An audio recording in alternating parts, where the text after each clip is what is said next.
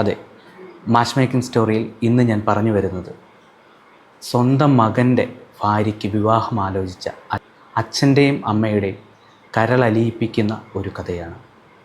ശരിക്കും നിങ്ങളുടെ കാസ്റ്റ് ഏതാണ്? അച്ഛനും അമ്മയും മകളും മുഖത്തോട് മുഖം നോക്കി. പെട്ടെന്ന് എല്ലാവരുടെയും കണ്ണുകൾ നിറഞ്ഞു. അവർ കരയുകയാണോ?